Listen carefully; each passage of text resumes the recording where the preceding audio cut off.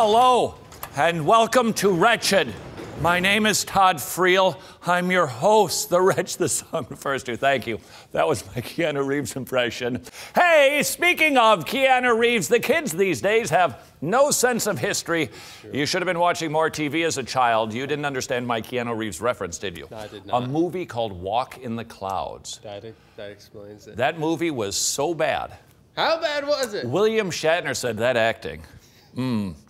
Can't you see how much I love her? Which might actually be, that was a line from the film, which might be one of the most difficult questions you and I have to answer as a husband or as a spouse, but you'd have to change the pronoun a little bit. Can't you see how much I love her? Here's the question. Can you say to people, look, our marriage, it's not perfect. You got two sinners living underneath one roof, so there can be some challenges in that. But overall, look at our marriage and pattern your marriage after ours. Could you say that? In other words, can't you see how much I love her? Despite the challenges, frustration, difficulties, sometimes contentious moments, do people still see that you love your spouse?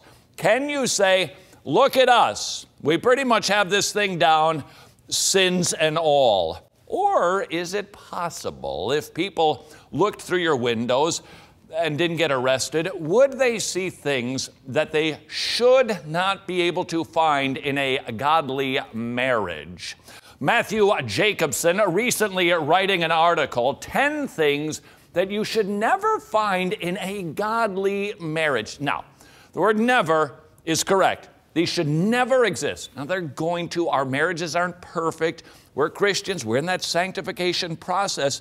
But overall, these things should not be the hallmarks of our marriage. By the way, speaking of hallmark, did you see that you could buy a card to celebrate two dads on Father's Day, meaning not like a dad and a stepdad, but two dads? Hallmark. Will people look in your windows and find these things?